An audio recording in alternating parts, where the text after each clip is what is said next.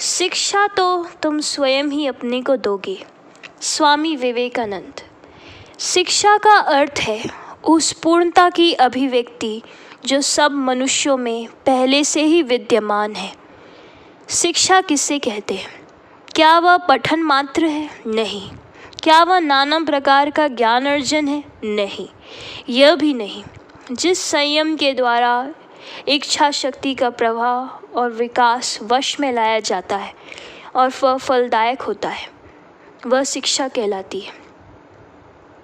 अब सोचो कि शिक्षा क्या वह है जिसने निरंतर इच्छा शक्ति को बलपूर्वक पीढ़ी दर पीढ़ी रोककर प्राय नष्ट कर दिया है, जिसके प्रभाव से नए विचारों की तो बात ही जाने दो, पुराने विचार भी एक एक करके लोप होते चले जा रहे हैं। क्या वह शिक्षा है जो मनुष्यों को धीरे धीरे यंत्र बना रही है?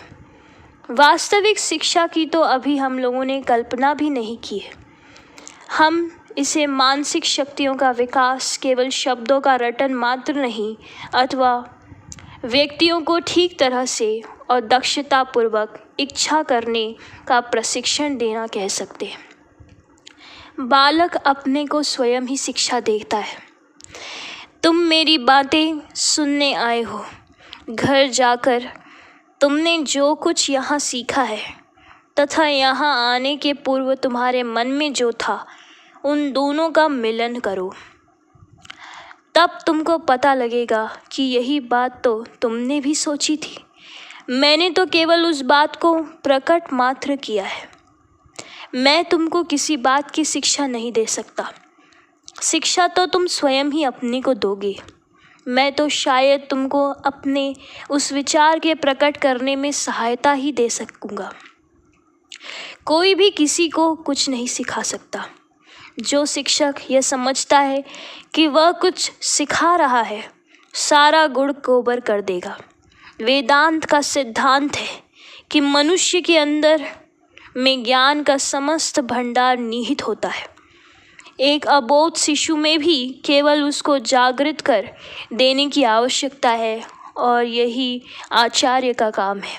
हमें बच्चों के लिए बस इतना ही करना है कि वे अपने हाथ, पैर, आँख, कान का समुचित उपयोग करना भर सीख लें, और फिर सब आसान है। क्या तुमने उपनिषदों की कहानियाँ नहीं पढ़ी? मैं अभी एक कथा सुनाता हूँ। ब्रह्मचारी सतकाम गुरु के पास अध्ययन के लिए गया।